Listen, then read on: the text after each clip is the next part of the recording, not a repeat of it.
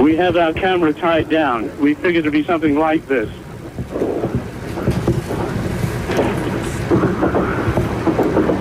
Seems like cruise missiles probably, Tom, because there's no sounds of aircraft. The sky now black with smoke in front of us. Just across the Tigris River here. Violent explosions. More. The sky lit up. Huge explosions. Blowing apart the prized presidential compound of Saddam Hussein. Many of his major administrative buildings going up in smoke and fire, Tom. Again, another. Just disintegrating. Bigger than the Gulf War, Tom, the first Gulf War, much bigger, these explosions. This is shock and awe, Tom, for the population of Baghdad. Shock and awe, indeed. The overture is over. This is the main piece of Hello, shock Tom. and awe. Come in, please. Just go ahead, Peter. You have charge.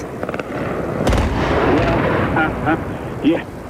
Well, I think you're seeing the pictures of black smoke across a 2-mile area that we can see. Now, we had a ringside view of right in front of us, these major buildings. Secondary explosions, more coming in. More, maybe there's secondary explosion.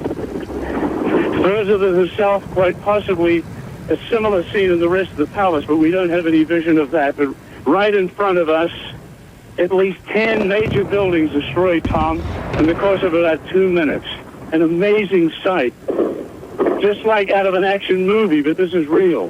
This is real. This is shock and awe, Tom. Is that the presidential... Back to you. Peter, is that all the presidential palace compound that we're looking at? These explosions are continuing.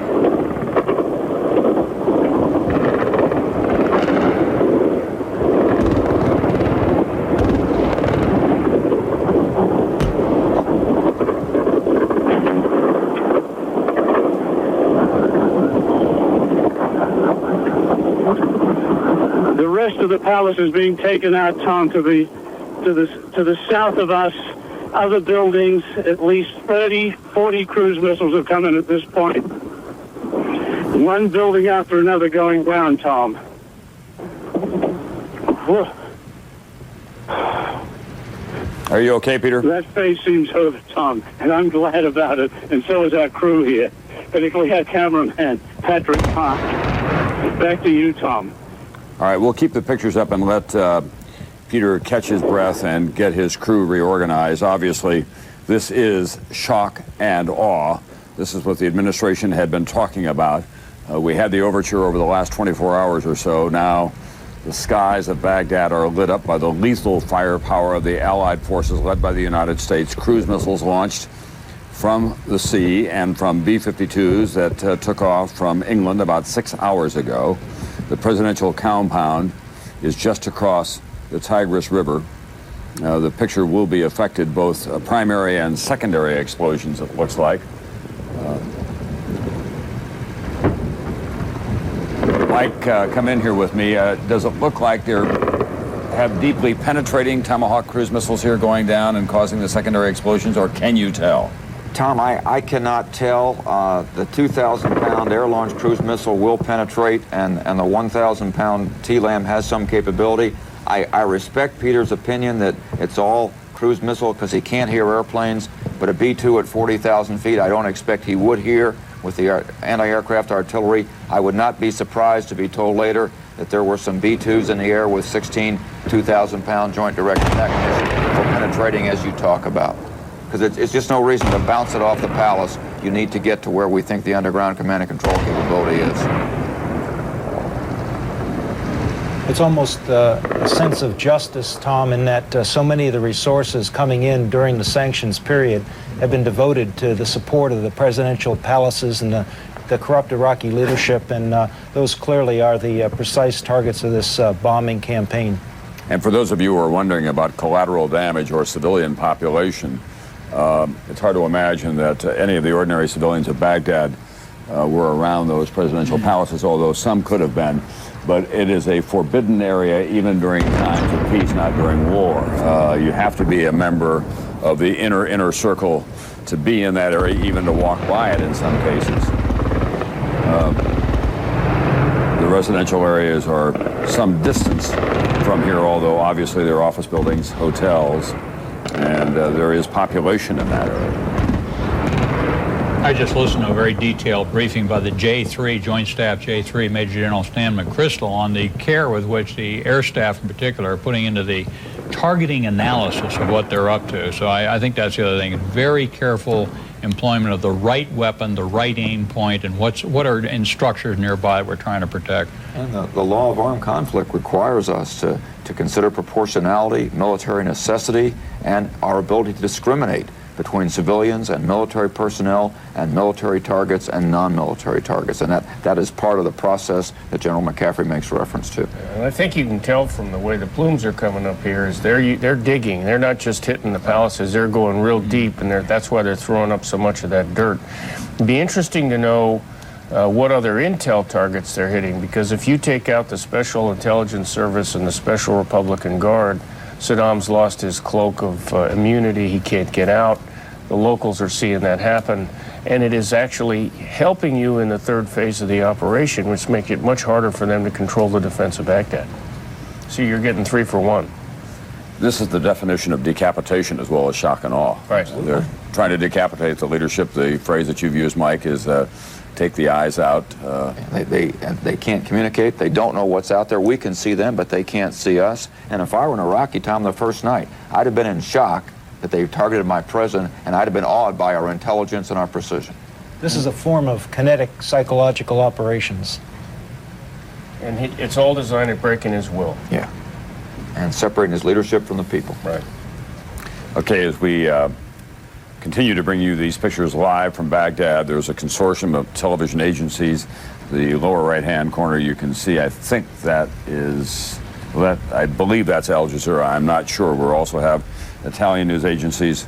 It's Abu Dhabi television. It's part of the Gulf television and news agencies that have proliferated in the last several years. That's a big change from 12 years ago as well.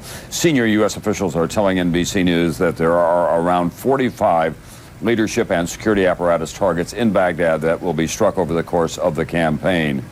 These are the current targets and could be amended as new intelligence is derived, said the official. What is intriguing to me is that incoming stream of intelligence from Baghdad. A lot of it probably is electronic. A lot of it is the result of drones that are flying overhead and making a bomb damage assessment. But my guess is that we've got some human intelligence on the ground now as well. They've been working that very hard for a long time. And that's part of the story we may never know and should perhaps never know. That's right. All right. NBC, Jim Miklaszewski at the Pentagon. Do we expect this to go on for a while, Jim? Well, it could go on in these incremental attacks. Well, that was a pretty huge increment, as we saw just a moment ago. But just a little factoid that I'm sure these gentlemen may well be aware of. Back during the Gulf War, in 43 days of bombing, there were only 250 weapons fired on 40 targets in Baghdad, a very small percentage of some 225,000 weapons fired in the Gulf War. But as we've seen over the past couple of days, if more than that number of weapons have been aimed at Baghdad in just about 3 or 4 airstrikes, and more are considered to be on the way. Shock and awe may be an understatement. Thanks very much, NBC, Jim Miklaszewski. Let's see if we can reconnect to Peter Arnett in Baghdad. Peter. Continuing explosions to the south around the airport area. Another huge explosion in the just northwest of us. Huge sounds. They're taking out whole buildings with these cruise missiles. Whole buildings. Saddam Hussein has constructed the west bank of the city in the past 20 years of his government. It's disappearing before our very eyes, Tom. Most of that a monument to Saddam Hussein. 25 buildings destroyed in the last 10 minutes. One easy way to keep Anti-aircraft is still not firing, and yet the cruise missiles are still coming in. Back to you, Tom. Peter, we're going to keep that picture up, and we'll give you a chance to catch your breath again. Let's go to NBC's Fred Francis, who is up in the north, and he has some report of activities there. Peter? Pardon me, Fred? That's all right, Tom. Bombing up here as well. Shortly after the explosions began in Baghdad, I actually could hear explosions 40 miles from my position along the Iraqi-Iranian border near the town of Halabja, where, as you remember, Secretary Colin Powell making his case to the United Nations that al-Qaeda and Islamists were in that area, some 700. Well, tonight, I could see the flashes in the distance over the mountains near Halabja, almost exactly the same time, at least 7 or 8 large explosions taking out positions where the Al-Ansar Islamist and purportedly Al-Qaeda operatives have been in there for about a year and a half now. And not only that, but I have confirmed that U.S. planes or cruise missiles we could not see because it's so dark at night in the city of Kirkuk. The Nebuchadnezzar Republican Guard Division, which was hit just preliminarily last night, was hit very heavy tonight in the city of Kirkuk. Other sources have told us that they've also gone after tonight, halfway between where I am, 170 miles from Baghdad, to the city of Tikrit, and have gone after the 2 Republican Guard divisions near Tikrit, the Nida Division and the Adnan Division. The philosophy here is if Baghdad can't talk to its divisions and the division headquarters can't talk to its tanks, then you're really decapitating the leadership, and that's the kind of explosions we're hearing here in north of Iraq tonight, Tom. All right, let's go to NBC's David Bloom, who continues to move north, well south of Baghdad, but still deep into Iraqi territory with the 2nd Brigade of the 3rd Infantry Mechanized Division. David? Tom, we're just rolling along. It's nighttime now, obviously, here in Iraq. It's coming up on 9:10, 9:15 at night.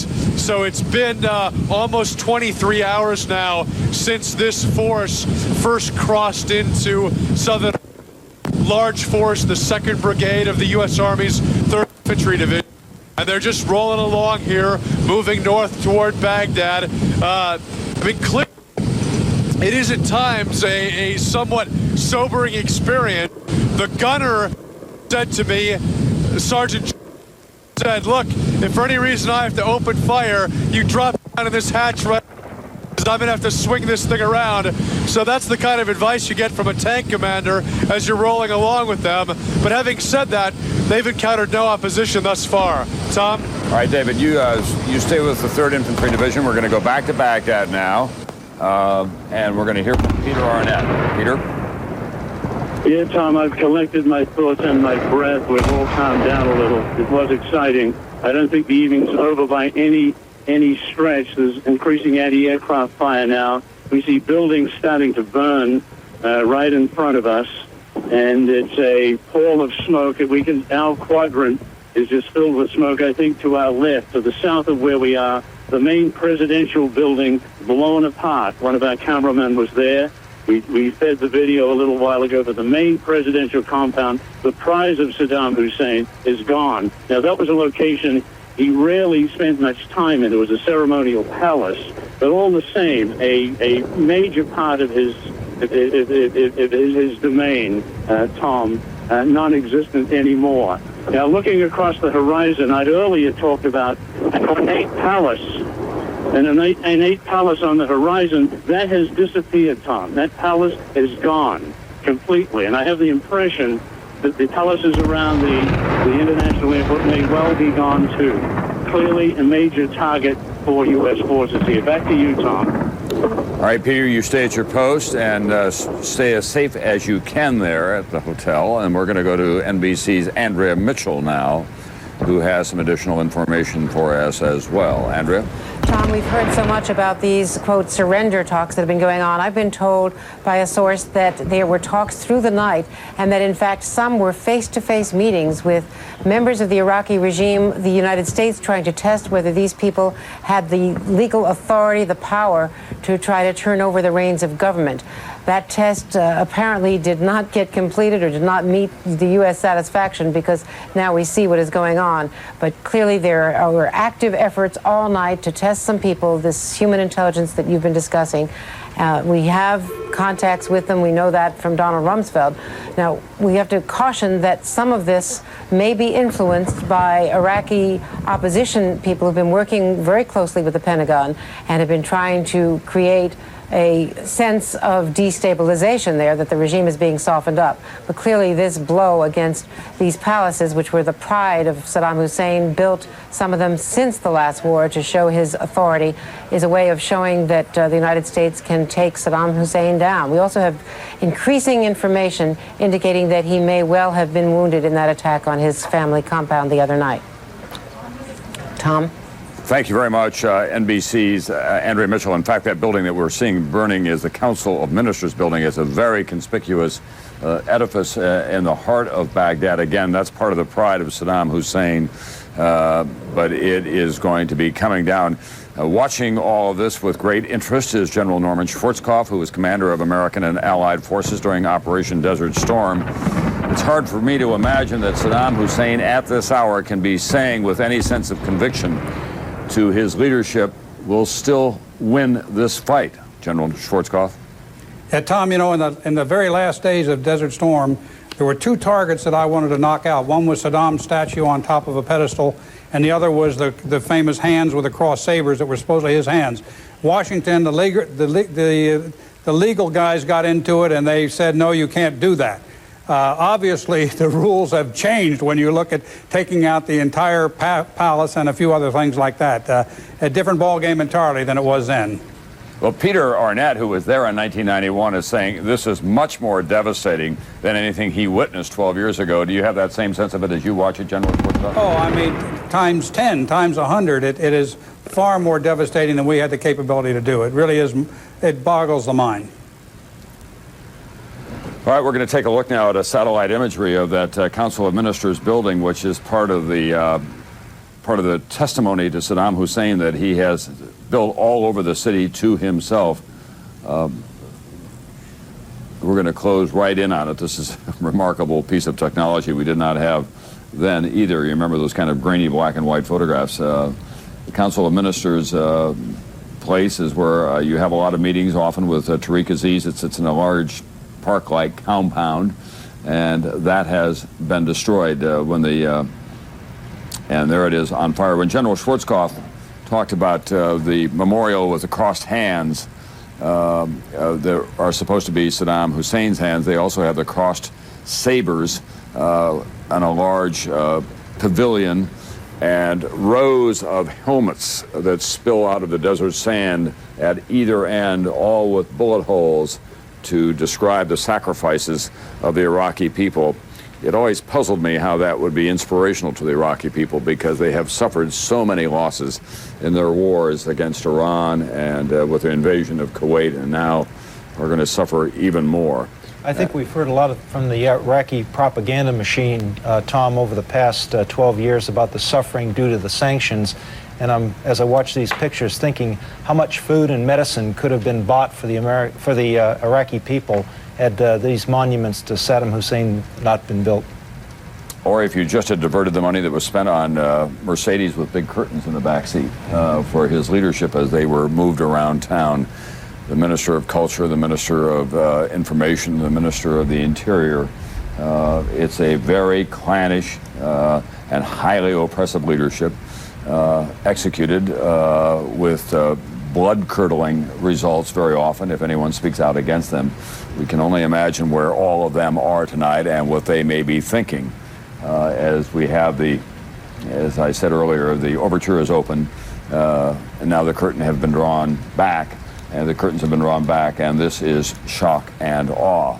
And based on what we're seeing, it does seem to be very precise. The presidential compound, the Council of Ministers building, and we think out west, probably the Saddam Hussein International Airport as well.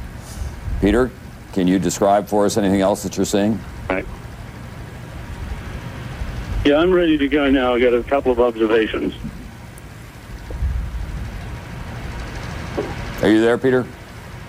Yeah, I am, Tom. I'm sorry. I'd like to point out that all the action we've seen tonight is on the west bank of the Tigris River, the major presidential compounds and government and leadership buildings, and the international airport. The east side of Baghdad, where there's huge population is basically concentrated, where there are important targets, the Defense Ministry, Telecommunications Center, and many, many people, they have not been hit at this point. They have not been targeted, Tom. So what you're seeing are the great buildings representing Saddam Hussein's reign and regime. The city itself and the special operations centers, intelligence centers that were targeted in the Gulf War have not been hit as yet. This is not to say that they aren't on a list and will also be destroyed tonight, Tom.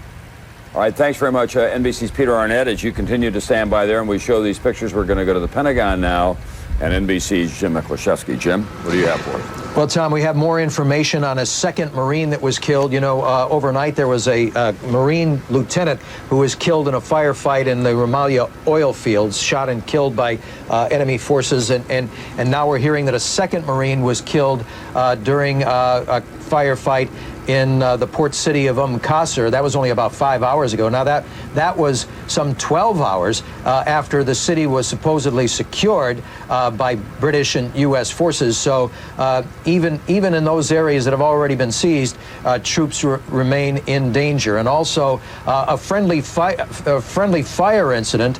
Fortunately, only minor injuries in this, in which a Cobra helicopter mistakenly fired on a friendly tank, thinking it was an Iraqi. And again, fortunately, only minor injuries. But this goes to what all of you gentlemen were talking about earlier, the kind of integration that is required in this operation, only because everything is moving so quickly and simultaneously from both the air and on the ground. And Peter's instincts apparently were correct. Peter Arnett's instincts were apparently correct earlier this evening.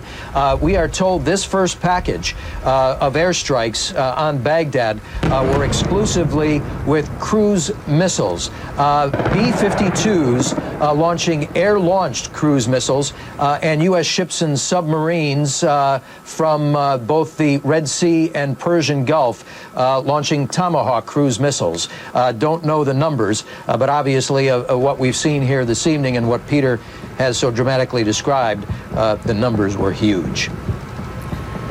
All right, thanks very much, NBC Jim Miklaszewski. I think it's worth pointing out as well that as dramatic and graphic as these images are, we cannot begin to adequately convey the magnitude of the violence that is being done to these buildings, the enormous power that has been unleashed in Baghdad. And, well, everyone is very concerned about collateral damage and innocent civilians. No doubt there are people who have been killed in this attack, because this is an attack of an enormous magnitude. Tom, also we need to not forget, while we talk about precision and accuracy, historically 10% of all the precision munitions we have ever expended missed their targets for a variety of reasons. And with this large a laydown, we have to expect that there were some misses. Okay, the attack on Baghdad has been going on now for about an hour or so. It's now coming up on 9:25 in Baghdad in the evening. It could be a very, very long night for this capital city. This is part of an orchestrated campaign, not just to destroy the presidential campaigns, obviously, to take out the Republican Guard, but to send a very strong message to the Republican Guard leadership and to the people around Saddam Hussein about this is just the beginning of shock and awe. We've got a lot more that we can deliver to you, and they're hoping, Monty Miggs helped me out here under this new concept of shock and awe. This is stage one, probably be a pause of some kind, hoping that they'll get a response. That's right. The way I think we're picking it up is you run a play, you sit back and assess and give him a chance to feel the pain. You increase, you ratchet up, you do it again, you increase, you ratchet up, do it again, and sooner or later he starts to fall apart because of the functional systems he has doesn't work, and then his will starts to go. They were saying that when they got to Baghdad, in briefings that we were receiving earlier, that the United States would own 95% of the country. It looks to me like they're at about 80% right now and moving up swiftly on the scale. That's right. Those armored formations are going to move very, very quickly. It wouldn't surprise me if the 3rd Infantry Division's lead elements have covered somewhere between 150 and 200 miles at this point.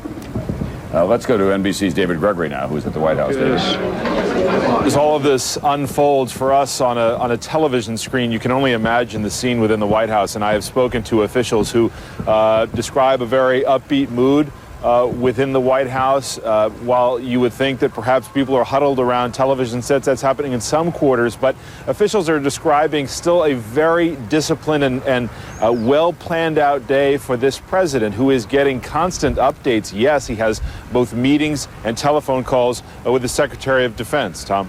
All right, thanks very much, NBC's David Gregory. We're going to be going to the Pentagon as soon as Defense Secretary Donald Rumsfeld and the chairman of the Joint Chiefs, Air Force General Richard Myers, appear to brief the press there. And as we do that, we'll continue to look at these pictures of Baghdad.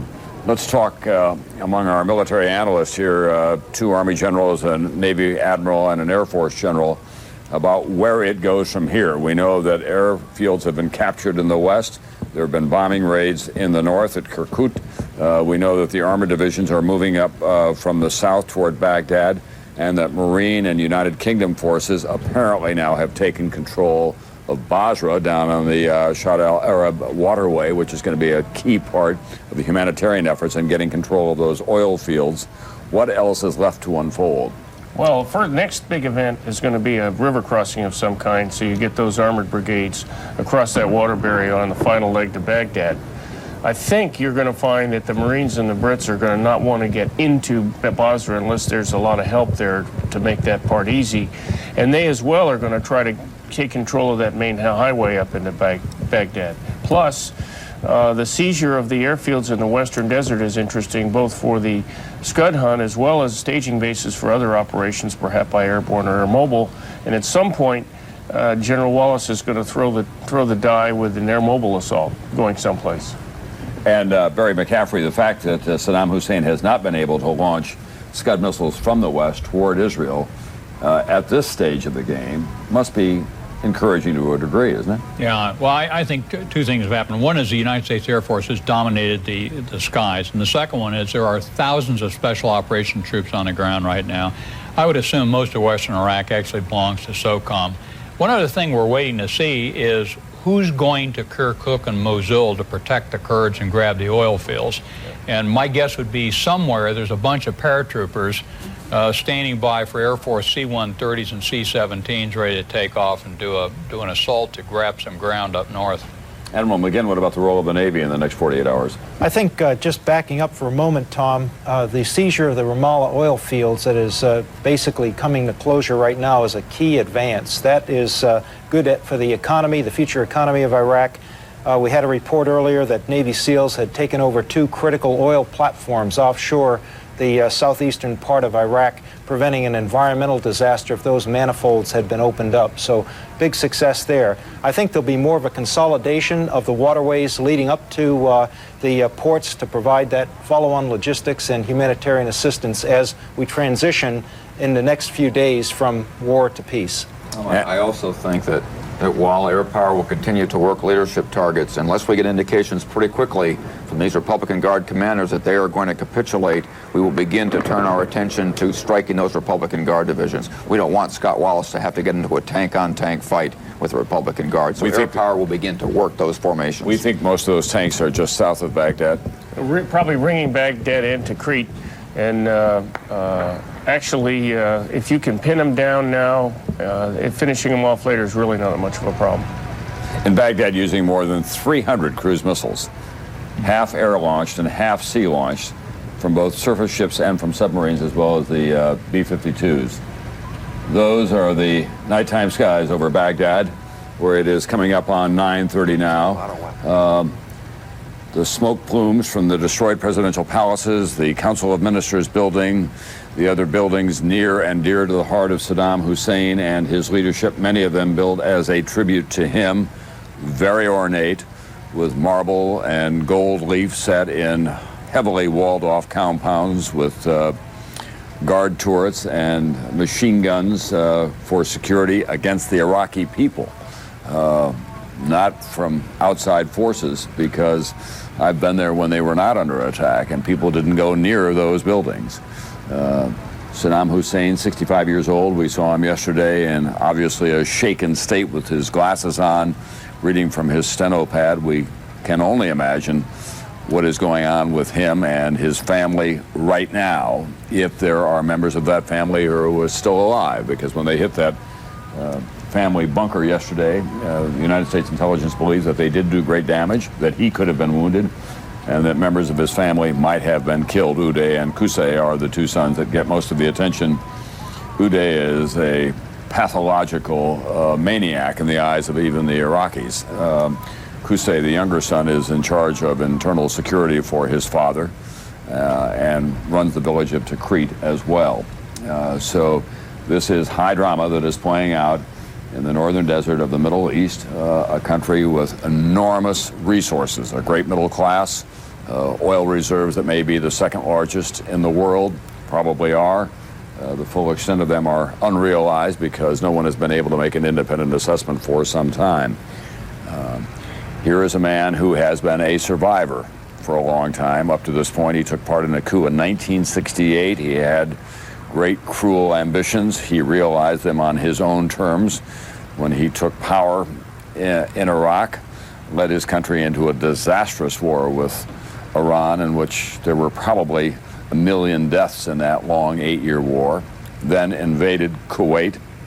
And we're going to show you now the tape of what happened to his presidential palaces earlier this evening. We felt the vibration of that one almost knocked me off my feet in the hotel room here. That was a major building in the presidential palace, opposite 3 major buildings, 4, Tom, hit a mile away from us. You'll see the pictures now. There's considerable smoke. There were 4 buildings, 2 of them prized possessions of President Saddam Hussein, Tom. Again, more on that area. Again, the blast hitting us in the room here. We have our... Peter Arnett in the recorded earlier scenes of downtown Baghdad, the Council of Ministers building, the presidential palaces, the compound that were hit with cruise missiles. Some 300 were launched in all, from the air and from sea, from surface platforms and from submarines as well. Admiral McGinnis, the submarines are what, in the Gulf or in the Mediterranean? In both locations, Tom, and as well in the Red Sea. And Mike, tell me about the B-52s. They've got to make the long flight back to England now, right? They'll refuel on the way, or they've got enough fuel to make it? They will. No, they will probably get refueling in the Mediterranean with airplanes coming out of Morone in Spain or perhaps out of Italy. And it'll end up being about a 16 or 18-hour round trip. And then they'll try to turn the airplanes and get them ready for tomorrow night. That's an airplane that's been around a while. Tom, it's been around a long time. Built in the 50s, as you know. It's amazing. That's the plane that many of you may remember from Dr. Strangelove, as a matter of fact. I remember it as a youngster in Vietnam. And it'll be around another 30 or 40 years. We're going to get a lot of life out of it. The interesting thing about modern technology is it makes the platform less important than the sensors, That's right. It is a the delivery. weapons, and command and control. It is a truck at this point to get munitions to the area. U.S. Army infantry soldiers love the B-52. Okay, here's something quite remarkable, the dynamic of communications. We're going to go to Al Jazeera, and the Iraqi Defense Ministry was holding a news conference. Al Jazeera is the Arabic-based and Arabic language news channel. No translation here. This is going on right now, I think. And it's the Defense Ministry, and apparently they're describing... I'm not sure what they are describing. Do we have our translators up and working? Are they listening to this? It looks like from the map like it's down in southern Iraq. Red is us. We're the red markers. They're saying they're defending successfully against the Americans in the south. But the arrowheads don't make it look that way. Yeah. We are here. Momentarily, we'll be hearing from Donald Rumsfeld, who is the United States Defense Secretary, his version of the events. They've probably been able to determine the precise position of those arrows, Tom, from listening to David Bloom as he's advanced up the Iraqi desert. Actually, I don't think we see him on there. Right. It is fairly astonishing, though, the force of communications, in that part of the world. Every apartment now in many of the Middle Eastern cities have a satellite dish of some kind or another. People are listening to the radios. They have Al Jazeera that they have access to. Al Jazeera is not a propaganda machine. It does have a very strong point of view, obviously, an Arabic point of view. And they're very aggressive and very resourceful in how they cover the stories, not just on the West Bank, but they're embedded with American troops. That was a big decision the Pentagon had to make about whether they would allow Al Jazeera journalists to go on. And so they're with American troops making their way toward Baghdad. Big presence here in Baghdad as well, an English channel coming online. There are 4 Arabic news channels now at work in the Middle East, and that has changed the equation out there, and frankly, it's had a huge impact on the so-called Arab street, on the people from the ground up. They're putting pressure on their government in ways that they haven't before. Here now is the Defense Secretary, Don Rumsfeld, followed by Richard Myers, who is his Chief of Staff. The Chief of Staff, Chairman of the Joint Chiefs of Staff. Good afternoon. Yesterday, 4 American Marines and 8 members of the British Armed Forces were killed in a helicopter accident returning from a mission in Iraq. And in a separate incident, a U.S. Marine was killed in action during combat operations in Iraq. We are certainly grateful for their lives, their courage, and their sacrifice, and our hearts go out to their families. The world will be a safer place because of their dedicated service. On the President's order, coalition forces began the ground war to disarm Iraq and liberate the Iraqi people yesterday. And a few minutes ago, the air war in Iraq began. General Myers will provide some details on the progress of our operation, but first let me comment on the aims and objectives we have for the days ahead. Our goal is to defend the American people and to eliminate Iraq's weapons of mass destruction and to liberate the Iraqi people. Coalition military operations are focused on achieving several specific objectives. To end the regime of Saddam Hussein by striking with force on a scope and scale that makes clear to Iraqis that he and his regime are finished. Next, to identify, isolate, and eventually eliminate Iraq's weapons of mass destruction, their delivery systems, production capabilities, and distribution networks. Third, to search for, capture, drive out terrorists who have found safe harbor in Iraq. Fourth, to collect such intelligence as we can find related to terrorist networks in Iraq and beyond. Fifth, to collect such intelligence as we can find related to the global network of illicit weapons of mass destruction activity. Sixth, to end sanctions and to immediately deliver humanitarian relief, food and medicine to the displaced and to the many needy Iraqi citizens.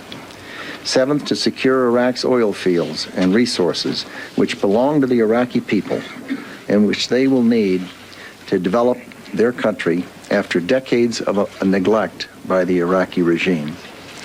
And last, to help the Iraqi people create the conditions for a rapid transition to a representative self-government that is not a threat to its neighbors and is committed to ensuring the territorial integrity of that country.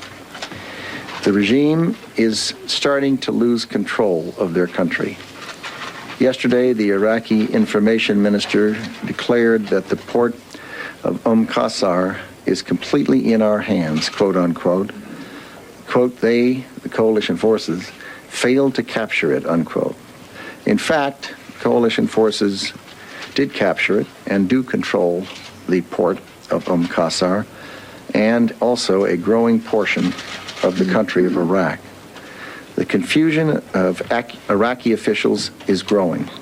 Their ability to see what is happening on the battlefield, to communicate with their forces, and to control their country is slipping away.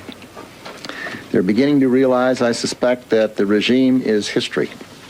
And as that realization sets in, their behavior is likely to begin to tip and to change. Those close to Saddam Hussein will likely begin searching for a way to save themselves. Those whose obedience is based on fear may well begin to lose their fear of him. Officers and soldiers in the field will increasingly see that their interests lie not in dying for a doomed regime, but in helping the forces of Iraq's liberation. To those in the Iraqi chain of command, some words of advice. Do not obey regime orders to use weapons of mass destruction. Do not obey orders to use innocent civilians as human shields. Do not follow orders to destroy any more of Iraq's oil wells, or to blow up dams, or to flood villages. Those who carry out such orders will be found and will be punished. We are especially grateful for the direct military involvement of the forces of Great Britain and Australia and Poland and so many other countries. And we are deeply grateful for the support of each of the now 45 nations that have publicly associated themselves with the coalition effort in Iraq. We did not choose this war. Saddam Hussein was given a choice by the international community. Give up your weapons of mass murder or lose power. He chose unwisely, and now he will lose both. As in Afghanistan, our objective in Iraq is not conquest or colonization. Iraq belongs to the Iraqi people. Our objective is to bring down a regime that threatens the American people with weapons of mass destruction and create conditions where Iraqis can establish a new government, one that respects the rights of its diverse population and the aspirations of all Iraqis to live in freedom and to choose their own leaders. To American forces and those of our coalition partners, let me say this. Know that we are proud of you, that we stand with you today. We have every confidence in your courage, your tenacity, and your ability to get this job done. All Americans hold you and your families in our thoughts and prayers today. General Myers. Thank you, Mr. Secretary. I, too, want to extend my deepest condolences to the families of the Marines, both U.S. and our British allies, who died in the helicopter crash yesterday, and to the family of the Marine killed in action earlier this morning. These brave men died fighting for their nation and the safety of the world. Operation Iraqi Freedom, our effort to disarm Iraq and dismantle the Iraqi regime, is fully underway. But before I go into that, I want to recap what has happened in the last 48 hours and how we got to where we are now. On Wednesday afternoon, we conducted early battlefield preparations by taking out air defense threats, radar, communication sites, and artillery that could pose a threat to coalition forces.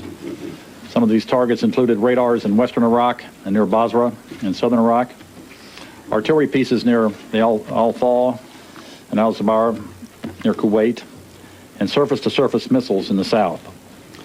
Later Wednesday evening, coalition forces began inserting special operations forces throughout western and southern Iraq to conduct reconnaissance operations and take down visual observation posts on the southern Iraqi border. At the same time, as we briefed yesterday, we took advantage of a leadership target of opportunity in Baghdad.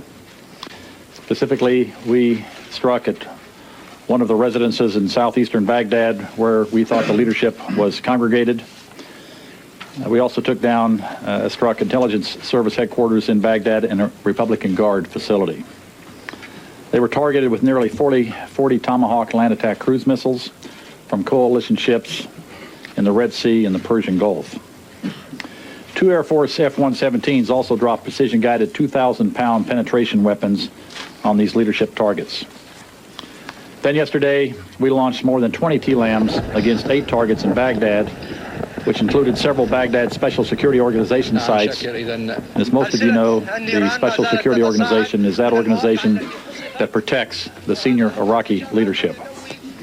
Also on Thursday, coalition ships launched some 10 TLAMs against 3 Republican Guard targets in Kirkuk in the north. In the last 24 hours, Special Forces have seized an airfield in western Iraq and have secured border positions in several key locations. Additionally, Navy SEALs and Coalition Special Forces have seized Iraq's 2 major gas and oil terminals in the northern Persian Gulf. There were embedded media with the SEALs, and their reports should be out shortly. I also have a graphic, I think, as they'll bring it up, and it's up now. Good. Coalition ships boarded 3 Iraqi tugboats in the Khor Abdallah waterway and found weapons, uniforms, and mines. Over 130 mines, including influence mines, were discovered. Our naval vessels are being extra vigilant to ensure the Iraqi Navy has not placed any mines in international waters. On the ground, as you know, the 1st Marine Expeditionary Force, along with our coalition partners, crossed into Iraq, and they have now secured the port city of Qasr and the Al-Fal Peninsula. They have also secured the main oil manifolds along the Al-Fal waterways and have moved through the southern Iraqi oil fields. These fields, if we're successful, should be secured sometime later today. And they will be a great resource for the Iraqi people as they build a free society. Last night at approximately 10 p.m. Eastern Time, the rest of the ground campaign began in earnest when the 3rd Infantry Division rolled into southern Iraq. There's been a lot of reporting on this, of course, with some of the embedded media. At this hour, our ground forces have pushed close to 100 miles inside Iraq. Since Operation Iraqi Freedom began, coalition aircraft have flown more than 1,000 sorties and dropped scores of precision-guided munitions on Iraqi military targets. I have 2 gun camera shots from yesterday. Both are from F-14s as they dropped on missile targets in southern Iraq. The first is targeting a missile support vehicle.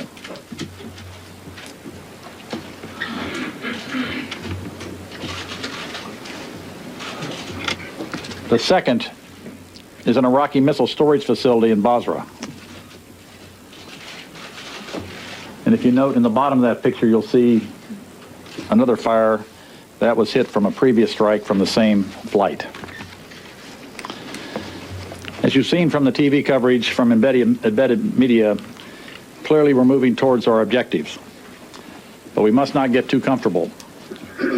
We're basically on our plan and moving towards Baghdad, but there are still many unknowns out there. We have dropped millions of leaflets over Iraq telling the Iraqi people our intentions and asking the Iraqi military to lay down their arms. In fact, some Iraqi soldiers are surrendering and abandoning their positions in the south and also in the north. Clearly, many Iraqi military are heeding our message that it is better to fight for the future of Iraq than to fight for Saddam Hussein. That brings us up to date. So now within the last hour, coalition forces have launched a massive air campaign throughout Iraq. Several hundred military targets will be hit over the coming hours.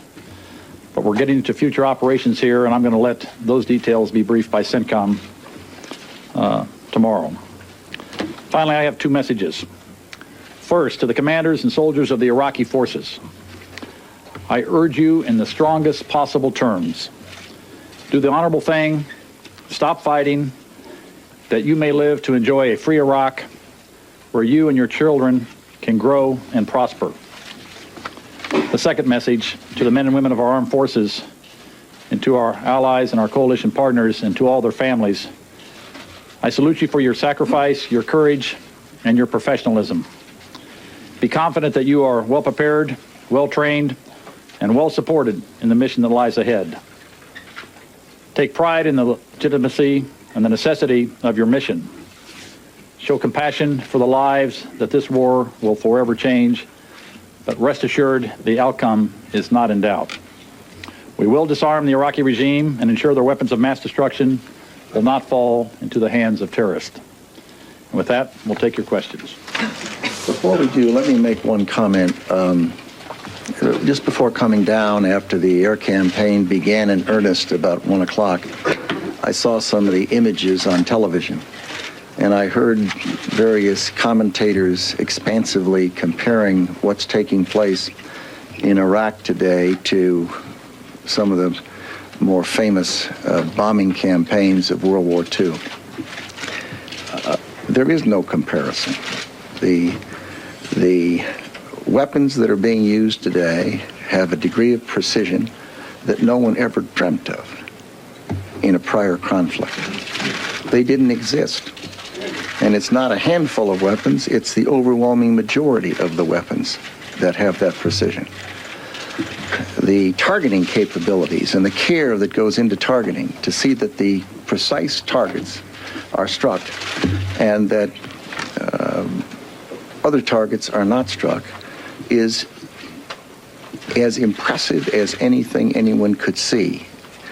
The care that goes into it, the humanity that goes into it, to see that military targets are destroyed, to be sure, but that it's done in a way and in a manner and in a direction and with a weapon that is appropriate to that very particularized target.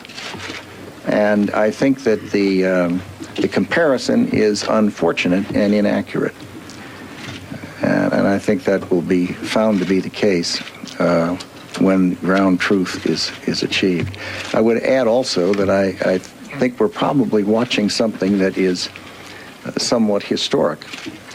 We're having a conflict at a time in our history when we have 24 hours a day television, radio, media, internet, and more people in the world have access to what is taking place.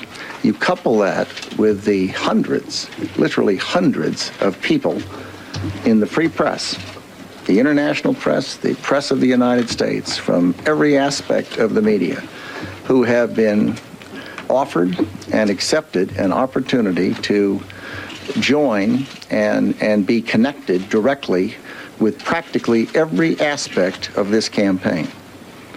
And what we are seeing is not the war in Iraq. What we're seeing are slices of the war in Iraq. We're seeing that particularized perspective that reporter or that commentator or that television camera happens to be able to see at that moment. And it is not what's taking place. What you see is taking place, to be sure, but it is one slice, and it is the totality of that is what this war is about and being made up of. And I doubt that in a conflict of this type there's ever been the degree of free press coverage as you are witnessing in this instance. Sir. Mr. Secretary, it's obvious from the beginning of this major air campaign and from what you all have said that there's been no general agreement by the Iraqi military leadership for a general surrender. That's for sure. Could I ask, sir, are there talks, possibly direct talks going on between this building and the Iraqi senior military leadership toward that end, possibly? In the way you've put it, the answer is no. If you're thinking, is there country-to-country dialogue taking place? And the answer is no. If you're asking, is there contact between coalition forces and Iraqi forces, the answer is most certainly. There has been over the past period of weeks, and those discussions have intensified, but they tend to be particularized to a specific unit in a specific location. So in terms of any general surrender, they're not, you wouldn't say that there were talks going on high levels? I answered that. The answer is no. Mr. Secretary, do you believe Saddam Hussein is currently in control of Iraq? I don't know. Do you have any indication that the leadership has changed hands? I hear scraps of information, and you can be certain if I had a sufficient number of scraps that it began to make a persuasive case that I would opine on it. Can you characterize the command and control structure that you believe is in place currently inside Baghdad? Until there's good, solid evidence that it doesn't exist, we have to assume that it is in place and functioning in one way or another. Our hope, our expectation is that they probably had multiple methods of communicating through their command and control system. They had redundant systems. And so to the extent we are successful in eliminating some our expectation is that even if it's simply couriers, they will have the ability to communicate. I think it's a stretch to think it's possible to eliminate their ability to communicate up and down through their command system. Our hope and our prayer is not that we'll get 100% of their ability to communicate, but rather that we will be persuasive enough with the people who would have to implement the orders of the senior people in that regime and persuade them that it is clearly not in their interest to obey those types of orders. Can you help us to clarify here, the type of people that you are in contact with represent what? Republican Guard and regular Army outside of Baghdad? Are you in touch with any of those inside, which is where his key levels of support are? For the most part, it's outside. Could you elaborate as much as you possibly can about the fate of Saddam Hussein and what you know so far about the success of the strike on the command headquarters? There's no question but that the strike on that leadership headquarters was successful. We have photographs of what took place. The question is, what was in there? And until we gather sufficient information and intelligence and have more than one source that gives us conviction, we have to assume that the operation is proceeding. Do you have one source that might have perhaps seen him coming out? I don't want to get into that. Mr. Secretary, if Saddam Hussein and his sons were listening to this briefing and they wanted to give up, what precisely should they do? And is now that the air campaign over Baghdad has begun, is it in fact too late for them to choose to go into exile? Is their only choice to be captured, surrender to the United States, or be killed? Is it too late for exile? It is certainly too late for them to stay in power. What they do with themselves is up to them, and what the people around them do with them is up to the people around them. But you know, it's I guess time will tell what kinds of judgments they'll make. So far, they've made very poor judgments. What should you give up? What precisely? Oh, I don't need to give advice.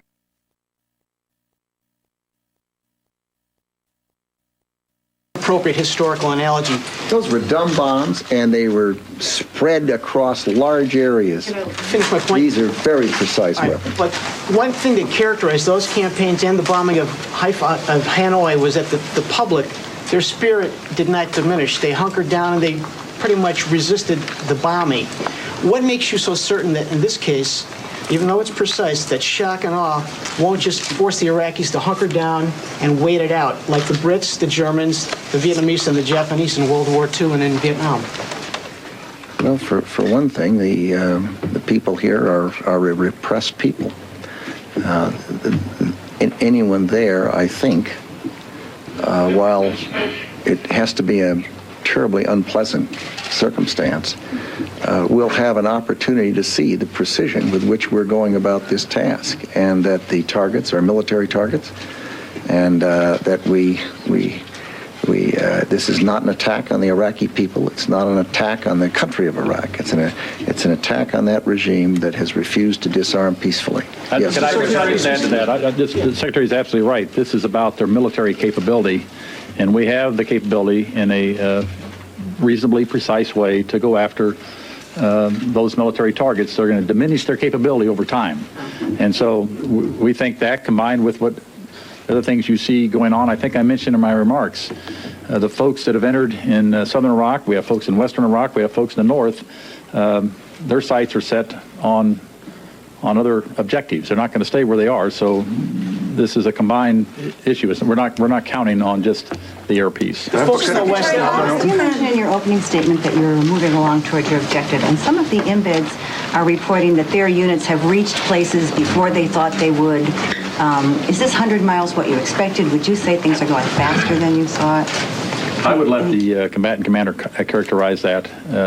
When I said that, I meant in the general sense of the overall plan. We knew that, I mean, if they had used chemical weapons at this point, that would have affected the timing and so forth.